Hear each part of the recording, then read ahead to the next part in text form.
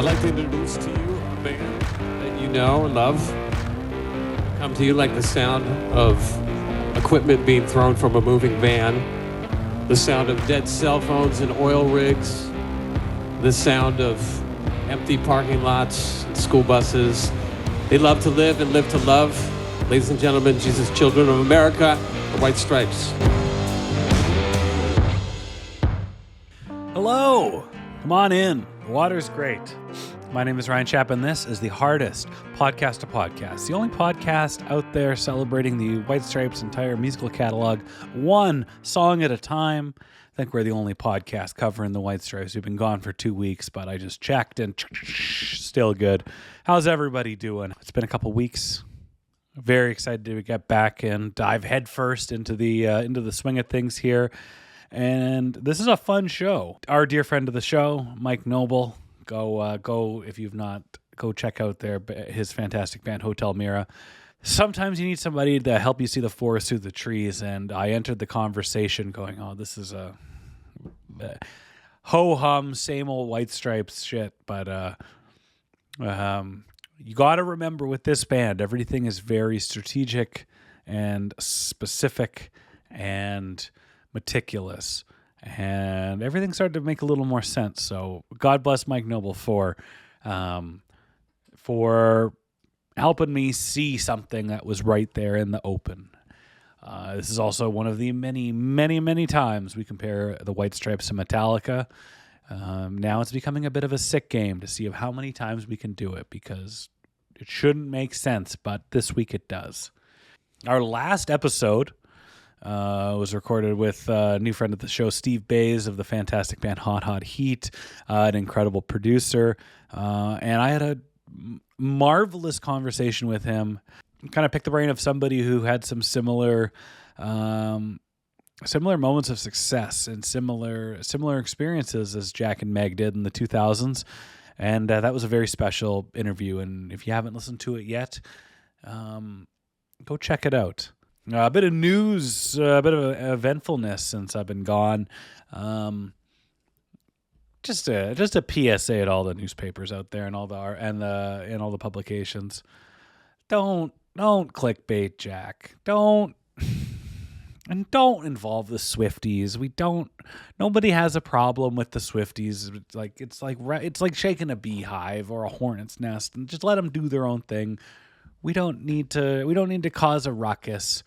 Anybody with the general reading comprehension or attention span of, let's say, a third grader, maybe a fourth grader, could have understood that Jack wasn't slagging anything about Taylor Swift. He was merely describing a way of creating art and writing lyrics that were different than the way that he wrote wrote lyrics and created art. So that was dumb. That was unnecessary. And you got to delete that comment. You got to delete the post off the main grid. I got to agree with Jack there. So I'm glad it was up and it was back and it was gone.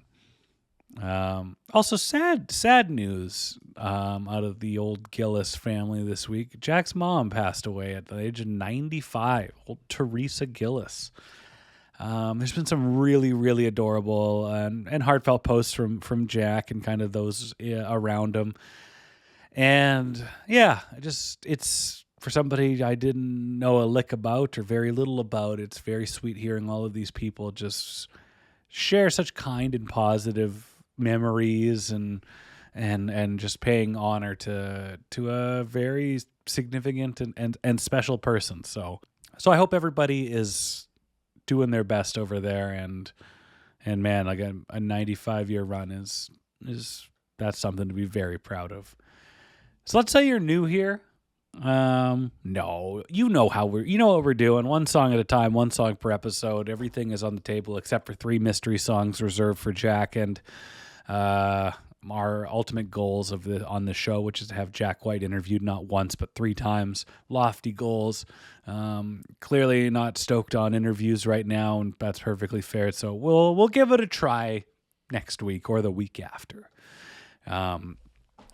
Also, we've recently launched our Patreon, patreon.com/hardestpodtopod. Up there right now is our review of It Might Get Loud, the 2008 electric guitar documentary that features Jack White, The Edge, and Jimmy Page. Our dear friend of the show and accomplished and celebrated film producer Matt Kerr came in, and we had a great conversation on it. So there's a handful of content over at patreon.com. You can get access to it for just starting at $5 Canadian a month if you're in America or wherever. That's a bargain based on our currency. So yeah, if you want to support the show, you can go to buymeacoffee.com/hardestpodtopod or patreon.com/hardestpodtopod. You get a little bit more over at the Patreon. And I made an exciting purchase today. In my teens, working at the grocery store, spending all of my money on eBay, buying White Stripes 45s, everything this is Elephant was out at this time. This is like 03, 04. I guess I struck when the iron was hot because I paid a lot of money for the Let's Shake Hands Off Italy record, the black one, the It Takes Two. I seemingly have everything with the exception of a Lafayette Blues and a Hello Operator and Jolene. Although for my birthday, I got the picture disc, which was amazing. And I purchased something today that's been the apple of my eye for a while. No, that was not a pun to suggest that I have purchased a copy of the upholsterers, makers of high-grade suites. No, I don't make that kind of money. But I could at patreon.com/hardestpodtopod.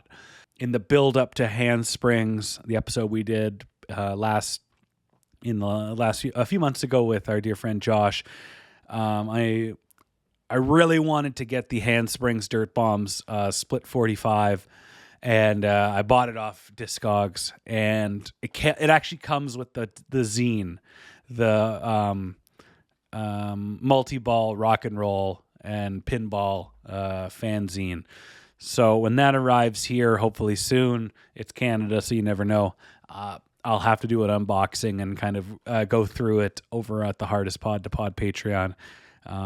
But as excited as I am for the split 45, I'm even more excited to read a 26-year-old fan-made zine about pinball and rock and roll. And I'm going to be standing there with a spring in my hand playing a country pinball machine called Stand By Your Man, and that's a fact. One more thing. In the break, in the reprieve from doing the weekly shows, what am I saying? In the 2 weeks since we've been gone, I really have been sleuthing into the White Stripes live footage, and I've been having a ball, and it's work. If you're listening on a podcast platform, I just air quoted. If you're watching at youtube.com/hardestpodtopod, the video podcast, I'm air quoting work because, yeah, it is work that I have meticulously watched and note take a rock and roll performance, but that is not in the least bit hard. But I've been watching a lot of festival shows, pro shot concerts, and just fan shot. Really looking for some special moments that kind of capture the essence of Jack and Meg in that era. I'm having a lot of fun doing it, and I think in this, as we're talking about attention spans off the top of the show, if I can put out a clip that shows just how cool they were in 07 or on the White Blood Cells tour in under a minute to a young impressionable mind, we're gonna take it because. We spend a lot of time waxing poetic about the White Stripes and their live history, and I think we could wax a little bit more. It is now time for this week's call to action. You know the drill. We need you to stop, hit pause on this podcast, go to your streaming platform of choice, go to Elephant from 2003, go to track 3, There's No Home for You Here, the fourth and final single off of Elephant. Hit pause on this podcast, go listen to that song so it is as fresh in your minds as it was in my mind and Mike Noble's mind when we talked about it. Also, every time that you adhere to our call to action on this episode, on the first episode, every episode we put out, when you adhere to that, the streaming data reflects it. We want that little blip of hardest podcast to podcast listeners that are hitting pause on the podcast and going, listening and streaming that song. We want that little bit of streaming data to get bigger and bigger and bigger until we can build a home. Until then, we're looking for a home. That's Let's Build a Home and Boll Weevil right there. That's a 2-for-1. So go listen to There's No Home for You Here. Oh my God, the home puns won't stop. It is now time. No more home puns. Let's go talk to Mike.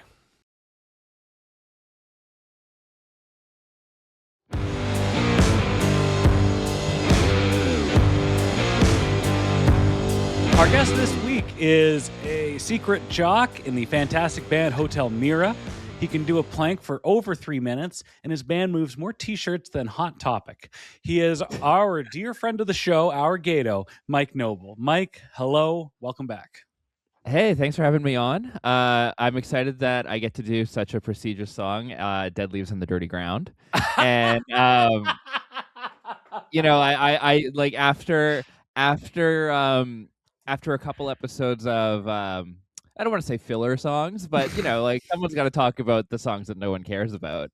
You were like, hey, like we'll bring you back on to do a bigger song, like song with, I believe I joked melody. The song has great melody, second single off White Blood Cells, like following up Fell in Love with a... Wait, what's this say?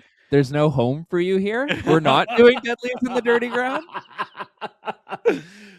I also had very similar thoughts and observations consuming this song in the last 2 days.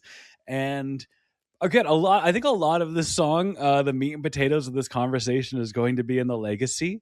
But how are you doing, Mike? I'm good, man. Thanks for the intro. The planking thing is so funny. It's such a good bit that we have now. And for all those who are listening, every time I'd set like a plank PR, I've been sending it to Ryan just for like no reason other than like why not. And I mean, the first time was offensive for various reasons. But now I'm cheering on my pal. Like your journey is impressive. It was for the For a little bit of background, I have 3 fitness goals for 2026. One's a 5-minute plank, one's a 20-minute 5-kilometer run, and one's a 45-minute 10K. And I started this like being able to do like 1-minute plank. And now I'm up to 3.5 minutes, which is like pretty crazy. That's really good. So that's going to be hit very soon. But the joke was, I believe I was sending you a screenshot of something that was completely unrelated to planking, but you know how iPhones have that little like the island up top, like where it's just like if there's an app that's open, it will like have a bit of info from it. In the little black part by the camera, the bubble island thing, and I basically was like, oh, don't mind that time up there. That's my plank warm up. And it was like totally a fine number. And you were like, warm up? Like, what the hell? There was no way in hell. There's no way in hell anybody would have seen that, or he's sending a screenshot of whatever, of whatever nonsense Mike would send in a group chat. That's where the focus goes. And then he's like, oh, don't mind that tiny little number with zero context in the top. That's just one of my fitness goals. I knew what I was doing. It was a conversation starter. But anyway, so now every time I send a new plank PR, Ryan knows. I appreciate it. And again, I think now that I'm I'm a bit not much as big of a lazy piece of shit as maybe I once was. I'm now here to champion and hear about fitness goals and PRs. So keep them coming. You're a boxing guy. That's what I was doing this morning. Hell yeah. Where were we? Dead Leaves in the Dirty Ground. Where were we? This is your fourth appearance on the show. Yes. I thought that you would only have one. The reality of it is there's a lot of songs. A lot of songs, but also talking to you at length about the White Stripes or music is it's easy, and just as easy as it is, it's an absolute treat. And so I love having you back. You will be back again. And I know. But you always have something very very cool to provide, and I look forward to it. And And in our nice little break from the show to kind of recalibrate and retool, it was, well, let's just get Mike back in here because that's going to be fun no matter how you slice it. I came up with one more Jack White related joke. Okay. Is it have to do with current events? No. I was gonna go off on that too, but okay. Not really go off on it, but just make jokes about how, like, sure.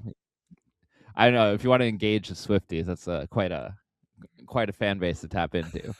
What was I gonna say? Oh, Jack White should brew a beer, like kind of like a sour, and call it Steady As She Goes. Moving on. So that reminds me, patreon.com/hardestpod2pod, the $5 tier is the Steady As She Goes tier. So there's the tie in there, but thank you for that, Mike. You teetotaler trying to claim your sour designation, but I digress. There's no home for you here. There's no home for that cheeky humor. Track 3 off of 2003's Elephant, and the 4th single off of the album. There's a lot to talk about in terms of this song, but let's talk about let's just talk about the song sonically. It sounds a lot like Dead Leaves. Yes, and on a quick Google, there are at least five breweries on Untappd that have a beer called Steady As She Goes. So maybe I'm not original in that. Okay. So this is a really interesting song for me because, like, when Elephant came out, maybe not when it came out, like when, I was a lot young, maybe honestly when it came out, that's irrelevant to the story. When I first listened to Elephant, this song was a standout to me, and I didn't think too much of it because, like, Elephant opens with like 2 heavy hitters, like Seven Nation Army and Black Math, and which we saw live, and it's crazy. And track 3, You're Settling In. And at the time, I didn't really think too much of it. The White Stripes didn't have the legacy, and, like, Seven Nation Army was just track 1 on Elephant when I first heard it. Like, it wasn't like the last great American folk song that it is today.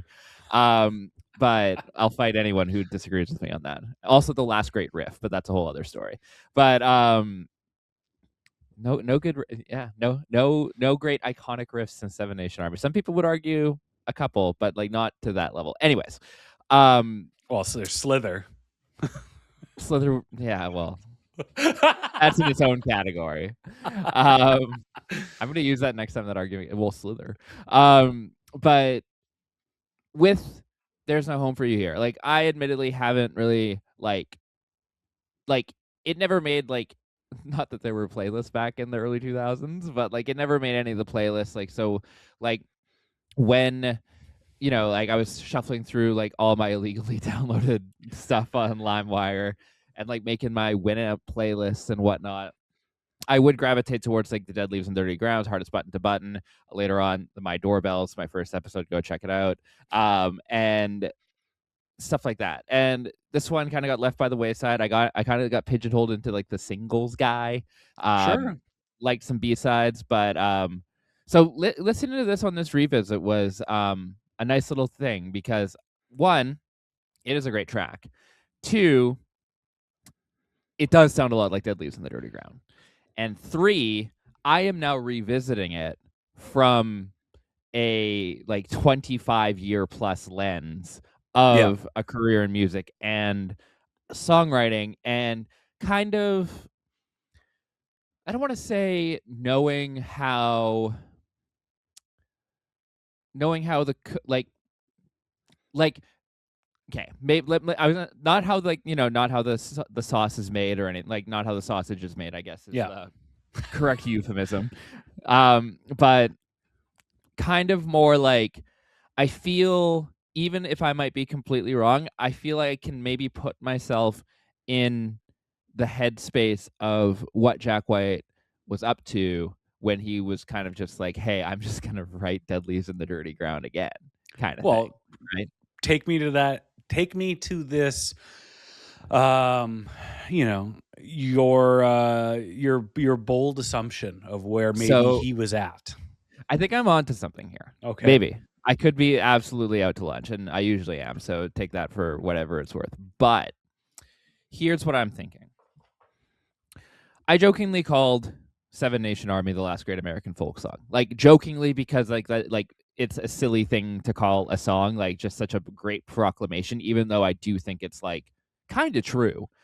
But Jack White says it, you say it. I agree with both of you. I trust both of you. It's not an out there statement if you look at the at literally at that statement and how you define those terms. exactly. And it's like I think the reason it feels absurd to us is because like we kind of have grown up in an era where like there's just so much history before us. So like history, especially in pop culture, happening to us in our era, like that we have lived through, is like hard to accept. You know what I mean? Like we grew up in an era where it's just like, yo, did you check out Led Zeppelin? They were this band from like the 70s, and we're like, whoa, that's crazy. Like these, and like the fact that that was happening as we were like of living course and breathing at the same time as like friggin' Christina Aguilera is like it's kind of hard to compartmentalize. I saw a meme with Christina Aguilera. She's like, it was like a crazy thing. Anyways,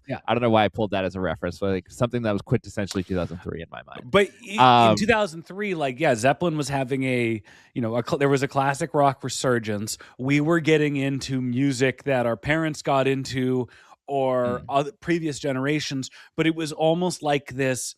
Every 10 years that generation will get into that band. Well, we might have been the last generation to get into those bands. Not saying they're not appreciated, but like they got so old that maybe people 10 or 15 years younger than us were like, well, I'm going to listen to something that's 20 years old, not 40 or 50 years old. That's a little more connected to modern day pop culture. Well, for example, like I'm just going to pull up like I don't have the stat ready, so like forgive me while I look it up. But what like so 30 years ago or 20 years ago, 1983, like let's see what fucking Macca was up to then. Like in the sense of like Paul McCartney was really like what I'm trying to say is that the time gap between like today in 2026 and 2003 is like the same as 2003 and 1980.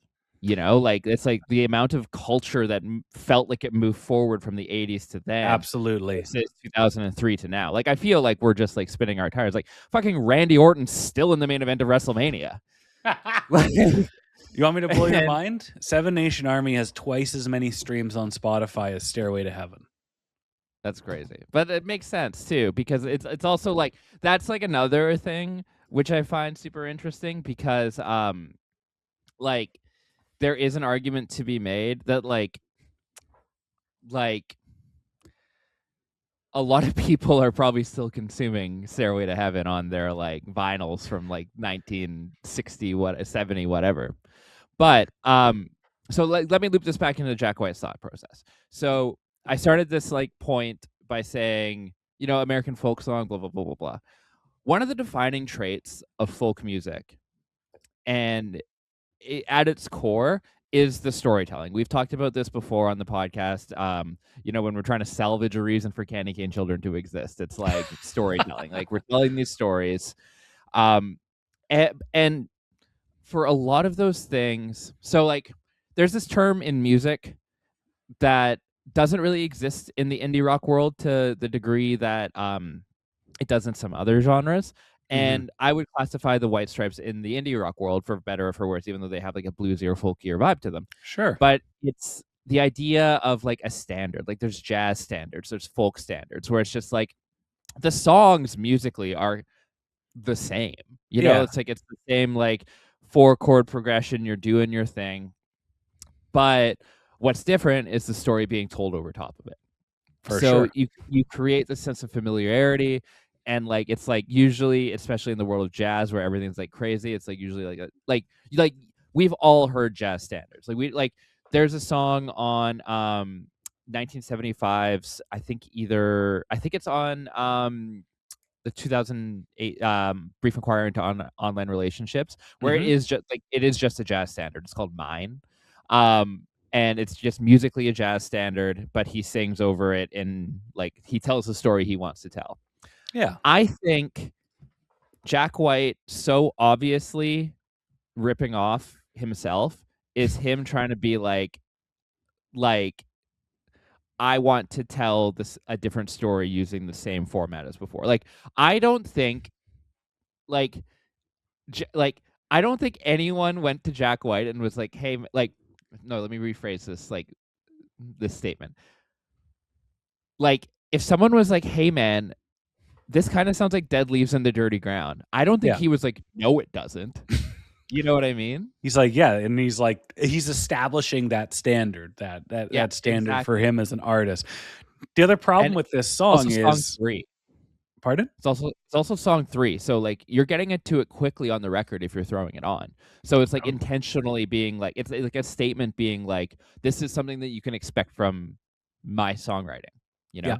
It's not buried at the bottom like like whether it's the fun song or the songs they're not that sold on. Here's my one gripe about that. He sings about the exact same things in Dead Leaves in the Dirty Ground as he does in There's No Home for You Here. Both songs are about a difficult breakup. Both songs are about you see it in the music video for Dead Leaves that it's about a difficult departure. I also think that Jack wrote Dead Leaves in like at least 98 or 99. That's how far back that song goes. I think this is just him a bit more mature and confident as a songwriter, and as a lyricist and as a poet. That like, not saying it's The Unforgiven too, but it's he's getting more of an opportunity to another crack at telling that type of story. So yeah, and I quite like that because I think lyrically this song it's outstanding. It's it's fast, it's clever, it's quick-witted. It kind of makes you smirk at a really difficult situation. Like his performance is coming up, the narrator's in a relationship that you have to put on an act for because you're removed from it. And it's a clever song, but it's next in line for his standards. Yeah, and I do think that the lyric it could be one of those things where it's just like it's from like a different it's the same song from a different point of view, like that sort of thing, right? So I think like I get what you mean, but in terms of it being like a thematic gripe, but he clearly set out to like be on a mission with it. And that's a great point, and I had not even considered that. Yeah, exactly, and I think he accomplished it personally. Well, like, so we've talked at length on this show, whether you and I or me and other guests, that like everything about the White Stripes is very specific and thought out and intentional. It's an incredibly intentional band, and Jack's spoken about how they kind of organize their albums, and it's more about the songs they have the most belief in, or that they think are their strongest. They just put them at the front, and then it kind of, you try to mold it to make sense. But I really like that point. He's like, I'm making a song that's like Dead Leaves. I don't know if it goes to D like Dead Leaves, but like even the bridge it's even got a bridge that's almost identical. And but he's like, this is what we're doing. But it's also no surprise that he barely played it live. Correct. A couple of things about this song. Jack has said, I think we went too far with that song. That being There's No Home for You Here. Our idea was to see how far we could go with an 8-track recorder, and I think how far we went is too far. He went on. Go ahead. I wanted to zone in on that because the 8-track recorder thing is so interesting. It's so Beatlesy. Like, well, where they recorded this, didn't you? Where? So this was recorded Abbey Road. No, this was recorded in Toe Rag Studio in Hackney in London, England. And he was great neighborhood. And Jack was really drawn to these people because they kind of cultivated a very, not lo-fi, but an analog approach to music, which is everything that he is about. He Yeah. wants music to be living and breathing, and they were in like a bit of more of a modern studio for White Blood Cells. So he was now, the band was at a spot where they could pick and choose. They went to London to record some. They were on tour. They did the Peel sessions with John Peel. He was the BBC DJ who helped break them with Hello Operator. They go and check out this studio and they record 2 songs to see if it would work for them. They recorded Hypnotize, and then they were recorded It's True That We Love One Another with Holly Golightly. I hope I'm not mispronouncing her name. Yeah. So they're like they wanted to record this here. Famously, Jack's gone on to say, I think it was on Live at Much actually back in 2004, that they had a board. Yeah, they had a board that the Beatles used on Tomorrow Never Knows.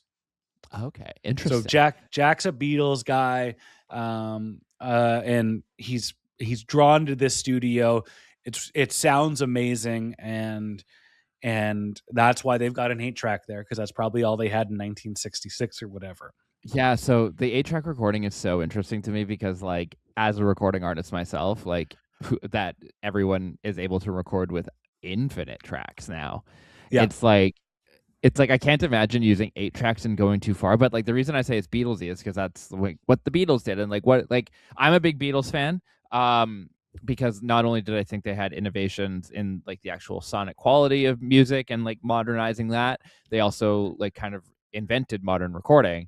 Absolutely. And the 8-track vibe is like part of that, because like, so for example, like if you ever listen to old Beatles recordings and you're just like, why are all the drums on the right?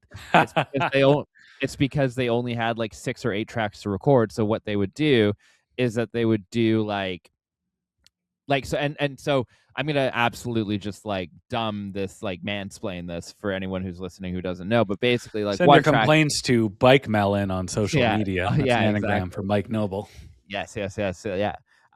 And basically like it's 1 microphone per track. So like, sure, if you're miking the drums, traditionally you'll have like a kick mic, a snare mic, and some overheads at the very least. So 4 tracks. So like from there, it's like, okay, I use 4 tracks on the drums, but we have 3 singers, 2 guitars, and a bass to go, right?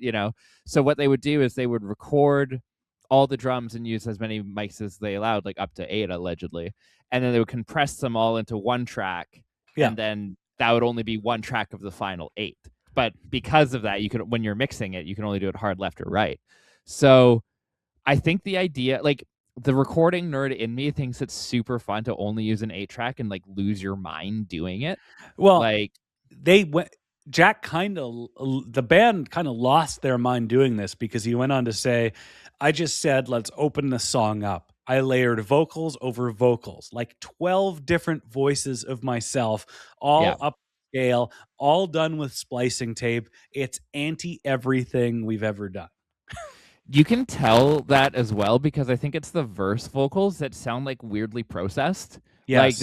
They're much more like in your face in a way that I'm not used to with Jack White's voice and like most alt rock, indie rock production, where it's just like it kind of just feels like he's like literally in your face talking to you. Whereas like at least some other like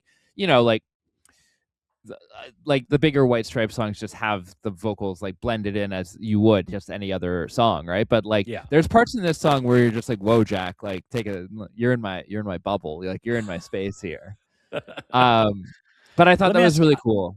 I got a question for you. Like, they're going anti everything. They're kind of getting silly in the sauce. Have you had a moment like that as an artist, particularly with your band right now, where you're just, what? Go ahead. Or like, yeah, no, we get lost in the sauce for sure. Like we get too lost in and like legitimately like, how do I phrase this? We get like one of the biggest things like a producer does for us is just like being like, you guys, you got to stop. Yeah. Like if we were unchecked, I think we would go on forever. And there are some songs that we've recorded and put out where like we've pretty we we used to have a philosophy, and I think we still do. We haven't like outwardly talked about not doing it. Is that um, like you might as well record it, because if you want it later, like you can always take it away if it's too much, but if you want it later, you can't re-add it. And like That's fair. in theory, you're like, oh, that's a great idea, and then that just leads you like with your first rough mix is just like, what is going on? Like what about? So now it's more like now and like that would like that, and that's a songwriting exercise that kind of goes back to my like I have years of experience since I last listened to this song sort of thing, where it's like now it's more intentional, being like, no, this is a key part of the song, so let's record it, as opposed to just like, oh, maybe it sounds kind of cool, we'll see. Like being able to make that decision about being like, oh, this is something that should stay is actually like very important.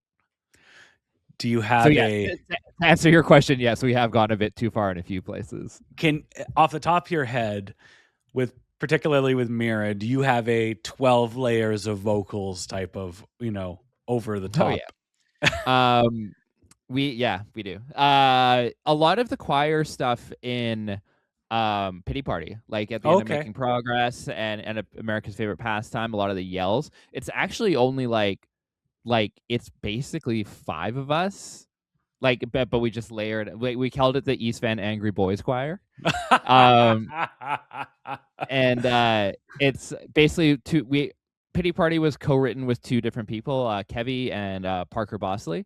Kevy from Fake Shark, who is Hardest Podcast, the podcast alumni, and Parker from my high school. Oh, really? Yeah, we went to. I never talked to him once, but he's in my yearbook over there. Oh, that's so funny. I like he should get on the show. Formerly of Hot Hot Heat, he played bass for, and he's currently, his band's called the Gay 90s, and they're currently out with July Talk. They're playing the Commodore tomorrow. That's right. They heard this week. Yeah.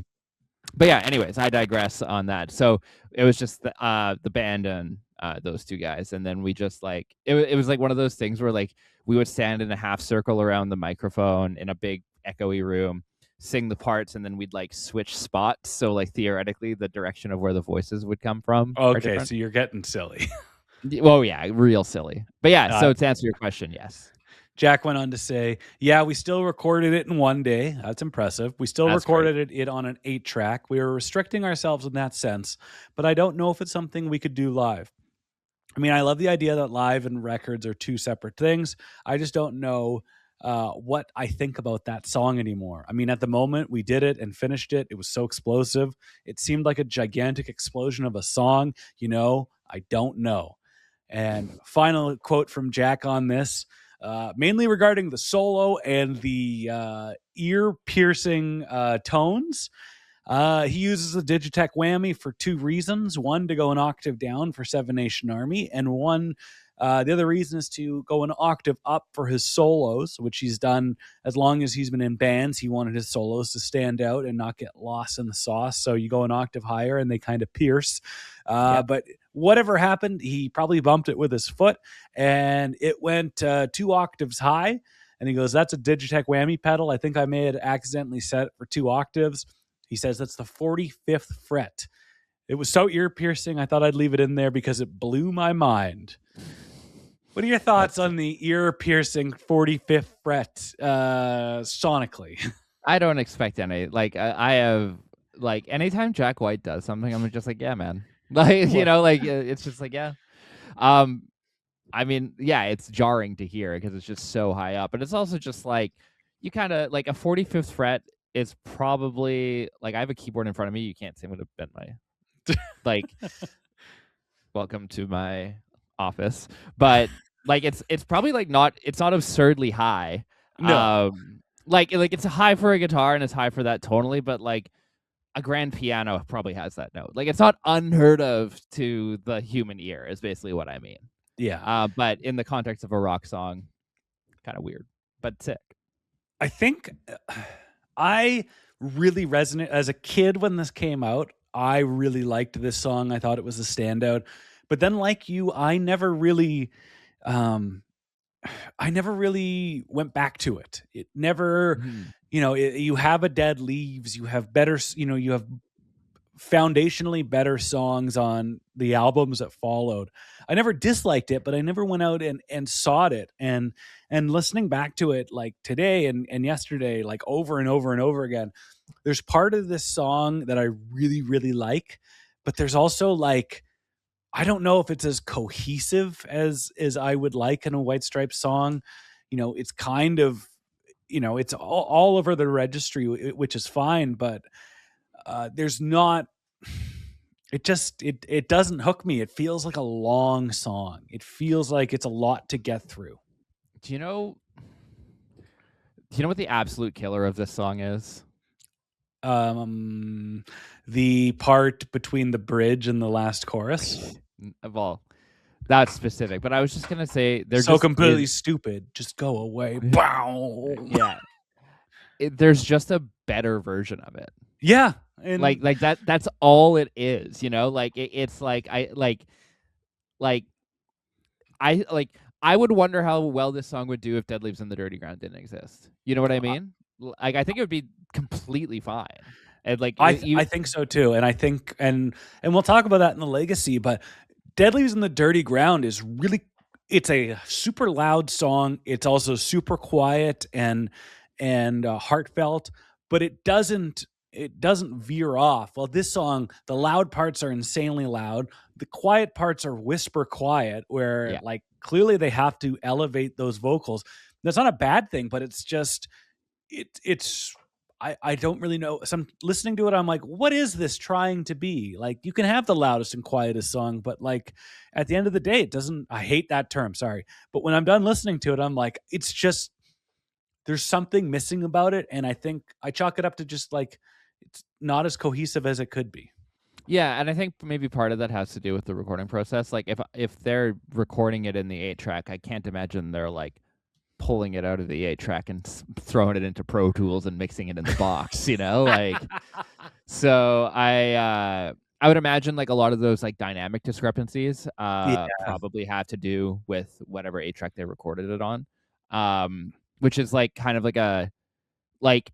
I feel like compression is so associated with modern music that whenever there's songs that have such a dynamic range that's kind of unfamiliar, I'm just like, oh, that's the recording process, Yeah. So like for sure. But also Dead Leaves, but like as you said, White Blood Cells was made in a more modern recording studio, so that's probably why it kind of leveled out a bit more. For sure. And also Dead Leaves, going back, like we're I swear this is not a Dead Leaves episode, but like it's impossible to talk about this song without talking about Dead Leaves. And the other thing about Dead Leaves in the Dirty Ground is that, like, if you think of it from like, I'm like, I love the White Stripes, they're like incredible. I'm obviously not as much of a historian of them as you are. I do not have my own podcast, even though I'm on a fast clip to becoming a co-host here. But but I would say that Fell in Love with a Girl was their breakout song. Like, I don't think that's an absurd take. Okay, I feel like some people, like, I don't know, it's like Tool fans where they're just like, well, actually, before Schism, they had. It's like, no, shut up. But Fell in Love with a Girl was not even the first single off of White Blood Cells. Yeah, see, this is what I'm looking for. No, but if you and Fell in Love with a Girl was the first White Stripes song I heard. I remember the Lego video, blew my mind. Much music. There's no reason why you would, at your age, at the way we were and the way we consume music in 2002, like there's no way that you would have heard We Are Gonna Be Friends or Hotel Yorba on Much Music. Like, their breakout song is Fell in Love with a Girl. It was everywhere. It's just what it is. But then think of this era where it's just like I'm into Blink-182, Sum 41, everything that, like, they have their style. They, like, what a Blink-182 song sounds like. What a Sum 41 song sounds like. They sound incredible. Great bands. But then the second song you hear is, hell yeah, I'm wearing a Tiger Mask Antonio Inoki shirt. For the video podcast viewers. For those listening on audio, Ryan pulled up his shirt to reveal it's a Sum 41 shirt. We were at that concert together too. Great night. And what was I going to say? Basically, thinking, like, hearing a single and it being just this grungy, dirty rock song, like one of the things I said in the first episode that I did with my doorbell is that one of the reasons I was drawn to it, and it's probably one of my favorite White Stripes songs, is because I had known White Stripes as this like guitar-based, gritty, grungy rock band, and they come out with this like cute little piano ditty, and I was like, I didn't know you were allowed to do that.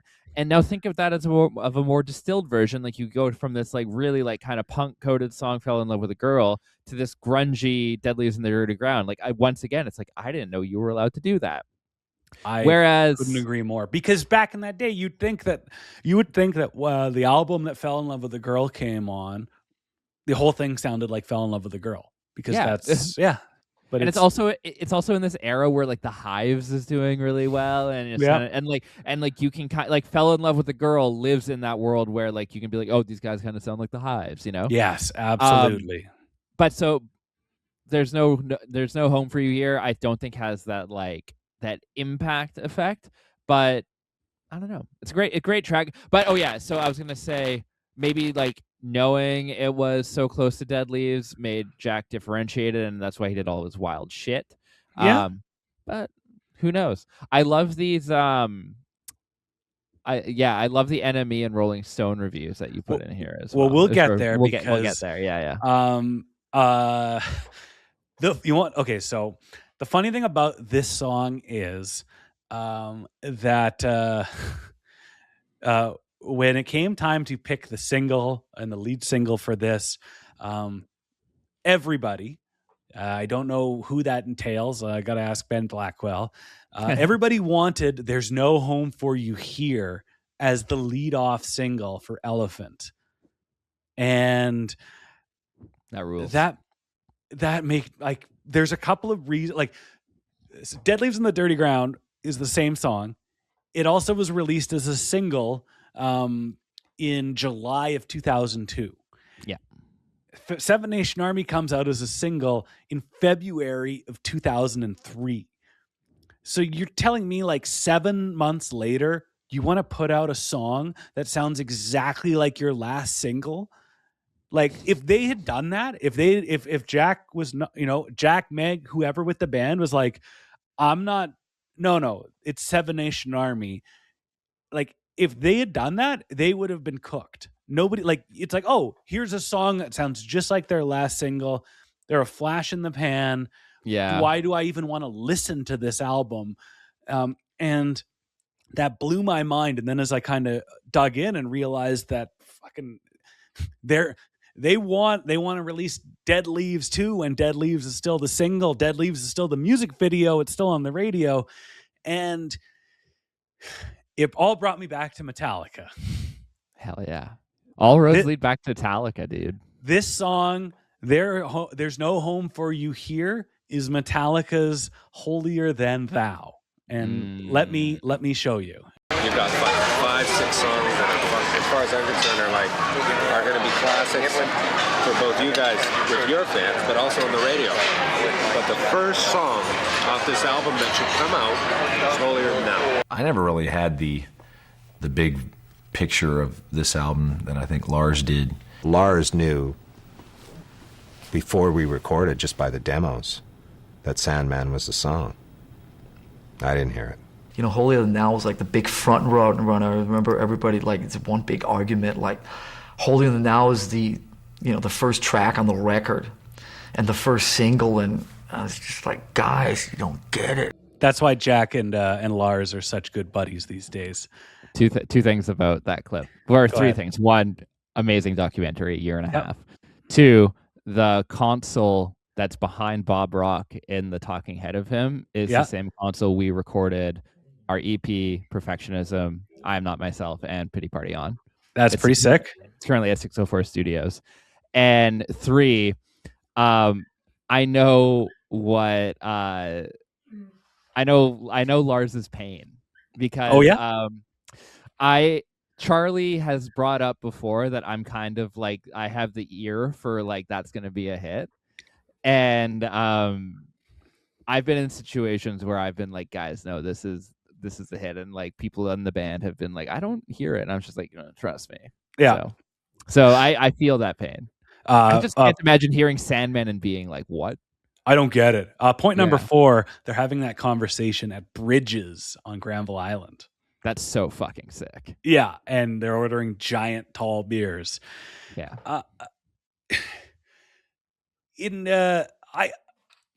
My Metallica and White Stripes brain kind of kicked in where I'm like, I remember at the time I was never as a fanboy of the band. I wasn't the biggest fan of Seven Nation Army because it didn't represent what the band sounded like and what the kind of music they put out.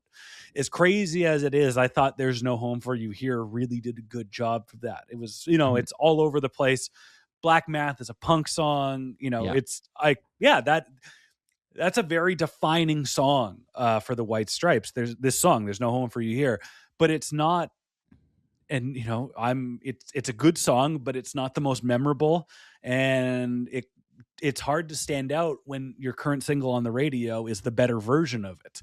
Mm-hmm. So I completely get it. And then with Metallica, they're going from And Justice for All to this polished, loud, sonically perfect, simplified, shorter music, and Bob Rock has the idea like, well, your old fans are going to like this because it's fast and it's hard, and the new fans will like it because it's good and catchy and easy to like have on in the car.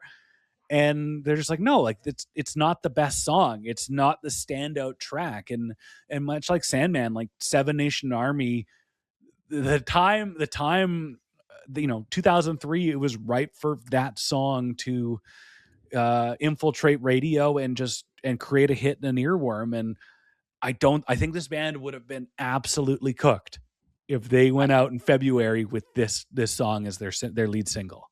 I agree. Want to know something else crazy? Yep. Seven Nation Army and Enter Sandman are both in E minor. Oh, That's the key. That is the key, baby, and it is the key. Yeah. Let's anyway, enough about Metallica. That's our second reference of the night. Let's go on to this song's legacy. Stevie, cool it. This song was a single. There's No Home for You Here wound up being the fourth single on the album, and I don't know if it was a requirement or pressure from the label, but the single went out in the most boring fashion possible. If you're listening, you can go to our youtube.com/hardestpod2pod, and the single appeared in a plain, boring XL Records sleeve. And for a band that was so hyper particular about artwork and presentation, to have the most boring single ever created kind of felt a little forced. And by the time this song came out as a single in when is it here? It was a single in March of 2004. They basically recorded this song 2 years prior. So I think that they were more than over it at this point. Yeah, I mean, like, the single economy back then was way different, just because it's like the idea of releasing a single after the record is like such like a fucking dream now, where it's just like, hey, this song's already out, but we're gonna release it again and make more money off of it. And it's like, no, not these days. Realistically, the album was probably crushing it, which we all know Elephant did, and some suits at XL were just like, well, if we make more money on, yeah, exactly. Like, if this will make more money than it costs to spend to make it, we will do it. And then, that's probably what it was. Before we go into the song's legacy and look at some of the reviews, there wasn't a music video for this song, but as it was a single, there was a desire for, Jack had an idea for a video. And I read that he wanted the video for There's No Home for You Here to involve Philip Seymour Hoffman playing Thomas Edison and an electrocuted elephant. Their label would not foot the bill. Hell yeah. I mean, probably for I've been in situations where we've pitched music videos and like, guys, what are you doing? We did get approved for a Vegas one, which was sweet though. Yeah, it's a very good looking video. Thank you. You look like Bruno Mars in it. Yeah, that That's just my everyday life. Let's go on to the some of these reviews. You mentioned them earlier, so I want to hear what stood out for you. NME gave the album a 9 out of 10. They were crazy. They were almost as crazy about it as Rolling Stone was. They gave it 5 out of 5. Throw over to you, Mike. I just was like NME doesn't shy away from the comparison. Yeah. Which means like press releases, like if you can get a hands on like a XL Recordings press release and see like if there was any like footnotes being on it, because like sometimes these publications are kind of like I've written, or I haven't written, but like I've looked at what's sent out to PR, like what PR companies send out to publications to kind of be like, highlight this, talk about this, blah blah blah blah blah. But it's not like, you know, they can have their own freedom, and it's like, you know, it's not like state media or anything like that. but just the comparison of it to Dead Leaves in the Dirty Ground really stuck out to me, because you would think like there is like a way to do a lesser kind comparison. You know what I mean? Where they're just like, oh, this song is a fucking ripoff of another song. Whereas instead they were just like, it takes the introspection and the tune of Dead Leaves in the Dirty Ground and makes vast melodrama out of them with multi-track choral hours, theatrical pauses, and blah, blah, blah, blah. Like, it literally just says it takes the tune of Dead Leaves in the Dirty Ground. Yeah. Like, and they're like 9 out of 10. NME. Rolling Stone said there's big action in the upper register as well. In the vicious title chorus of There's No Home for You Here, Jack subdivides his voice into a choir of Freddie Mercury's, icing his granite guitars and dirty electric piano with high hallelujah. Some of the raw grandeur of this record won't make it to the stage. The White Stripes are still a duo. They're sticking with that red and white thing too, but with Elephant, their blues now come in living color. And that dude patted himself on the back for that blues pun. Like, you have he clocked out of work early. Do you think this is the only time that Jack's been compared to Freddie Mercury? I would say so. His well, both of them have higher registers. Both of them have had mustache phases. Yeah. Both of them, I don't know. I think people have thought that other members of their band were cooler than them. Brian May comes to mind. Meg White comes to mind. Yeah. And you know, there's this theory that I don't know if I subscribe to, and by theory, it's just kind of like a hot take that a friend of mine has. People with curly hair don't rock. No. I proved that wrong. But that Queen is the biggest band that doesn't have any actual fans. Like, have you ever met a Queen fan? Other than Taylor Hawkins? I've met one who was like, I went to BCIT with. Yeah, what's their favorite record? Come on. But no, like an 18-year-old girl who was a nerd.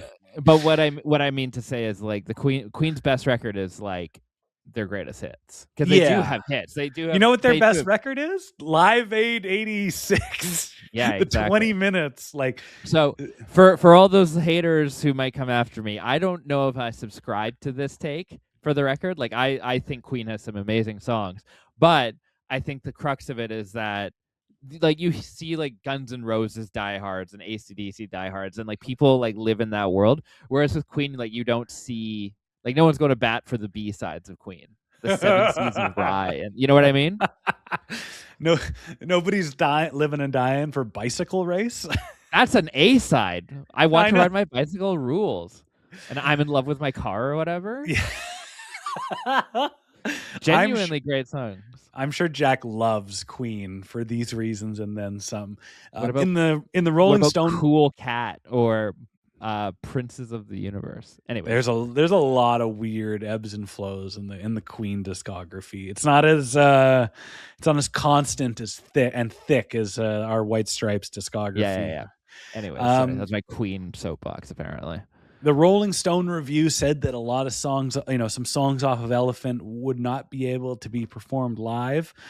Outside of the last song, which was a performance with another artist, I'm pretty sure that There's No Home for You Here was the one that kind of got left out or left to the wayside because, hey, if we play Dead Leaves every night, why are we going to play There's No Home for You yeah, Here? like that's like if I was just like seeing the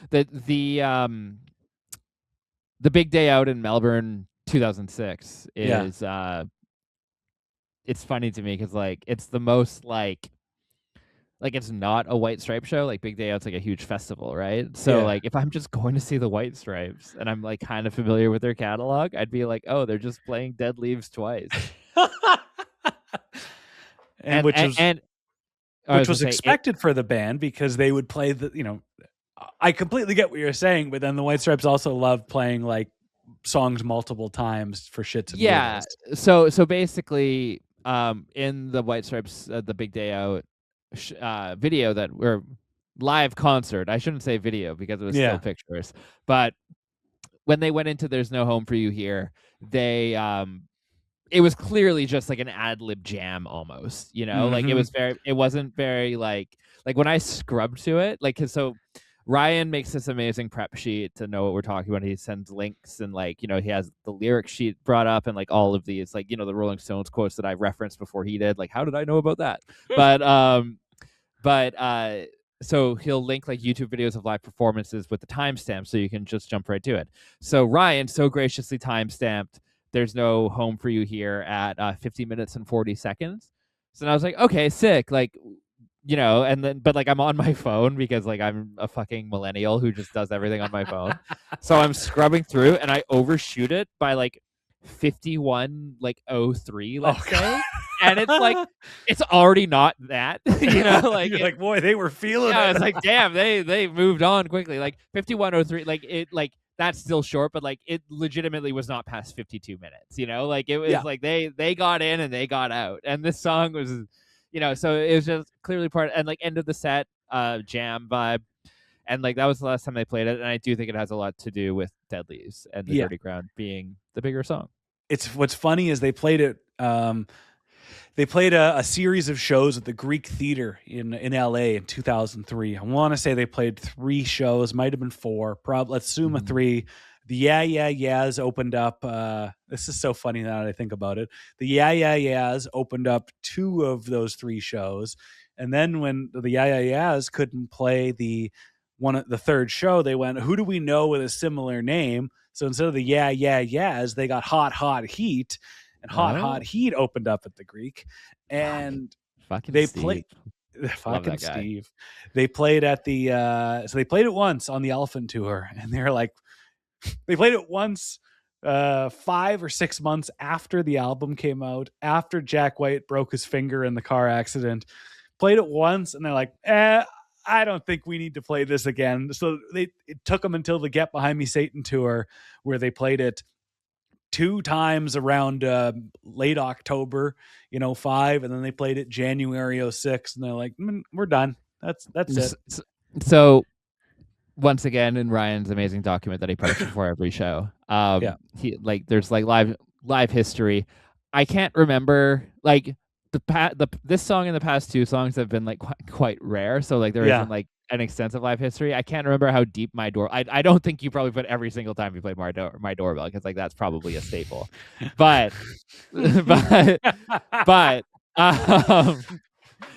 what there's so for this live history section there's 4, and as Ryan outlined, there's the Greek Theater where our good friend and friend of the pod and producer friend Steve Bays, absolute genius of a human being, opened the show.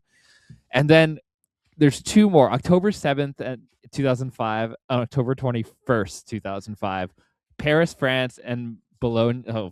Bologna, Italy. Yeah, I think so. I should have prepped saying that before. I was like, it's not Bologna.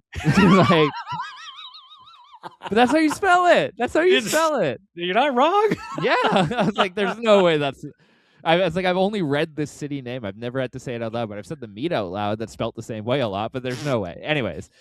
And then January 29th, 2006. And I love this because I've been on these types of tours, clearly not to Bologna, Italy, because I wouldn't know how to say it. But in that, like the fact that it's 4 days apart. Yeah. This is exactly what happened. they were like, we should try this. Yeah.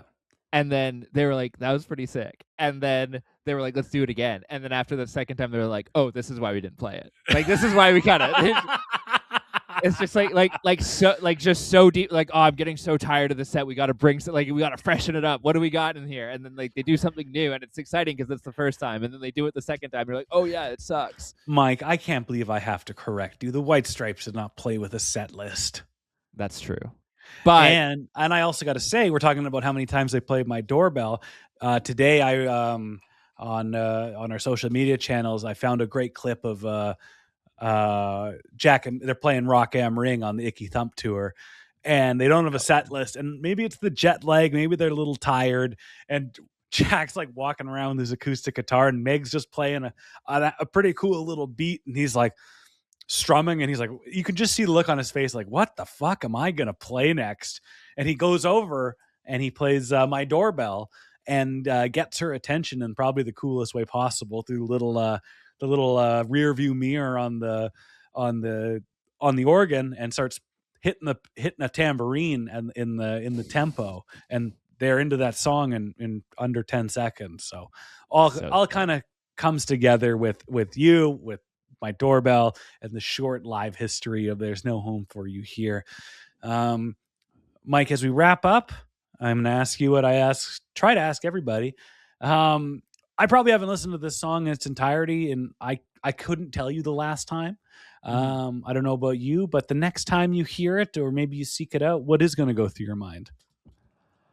So I was pleasantly surprised at how well, like, maybe it's because I've been listening to Screwdriver and Candy Cane Children the last couple times, but like coming back to this one was like a nice refresher. And like, I feel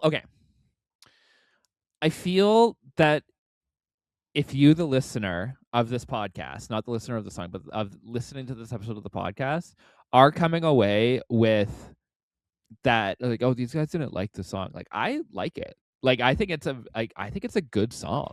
And like, yeah, it does. And like, it's very good. And you brought up, crazy that we just brushed by this because we can do another hour on this topic alone. But you brought up the Unforgiven 2 earlier. Sure. I'm a big fan of like thematically similar songs or like sequel songs. Like one of the cheesiest ones that comes to mind is like, did you know the Killers made a sequel to Mr. Brightside called Miss Atomic Bomb off their 4th record? Like, they did? Yeah, it's crazy. That's pretty sick. It's like a totally solid song, but like, I'm glad that it exists. I'm glad that it happened. I wasn't clamoring for like, whoa, what happened to the characters in these songs? So like, now I know, you know. And it is one of those things, like sister songs is like another way of saying it, where it's kind of just like there's just two songs that are connected together, and just by the nature of music and preference, like one always gets prioritized over the other.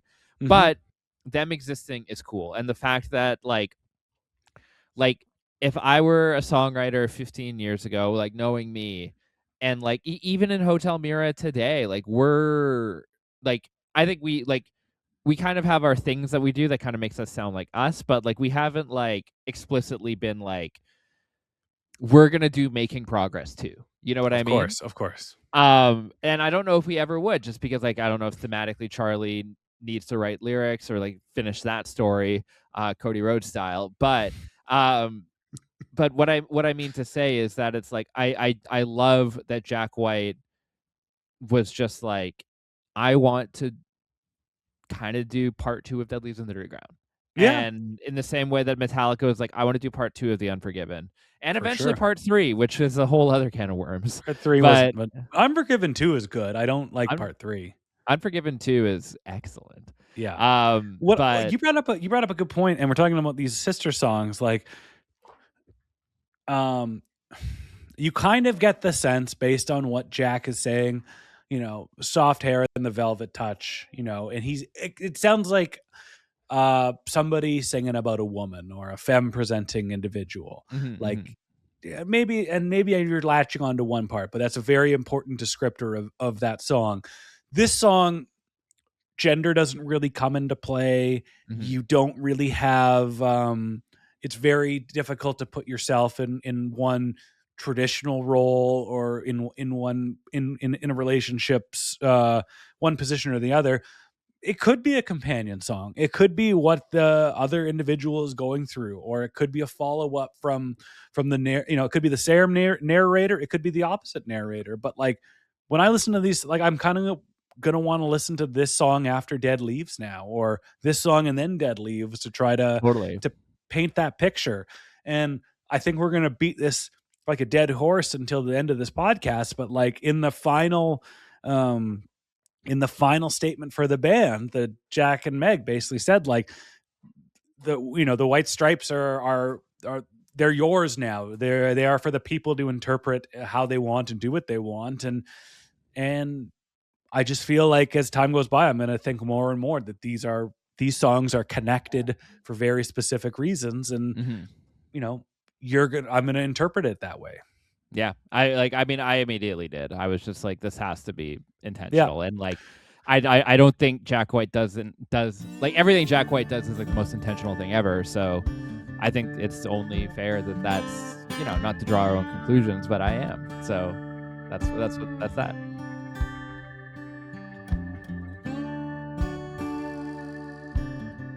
Okay. That was Mike. I'm Ryan and Mike. Another delightful episode with our Gato, which is a character in New Japan Pro Wrestling who is the booker. He has the pencil in that organization. If you have no idea what any of that means, don't worry about it. It means we hold Mike in a very high regard. I'm going to see him this weekend. I'm going to see him and repeat guest of this show, Nate Prevedoros, and his band Dead Summer. I'm going to go see them this weekend, and I'm really excited. Because those, just like Crucial Taunt, I hear those boys can wail. Hey, tomorrow's Pi Day. Who cares? It's also, today is Stone Cold Steve Austin Day. Who cares? The Hardest Podcast. The Hardest Podcast, a podcast, is hosted and produced by moi, Ryan Schaap. Artwork by Catlin Likely. Assistant editorial producing is done by Amanda Schultz. And Mike Noble, as stated, is our Gato.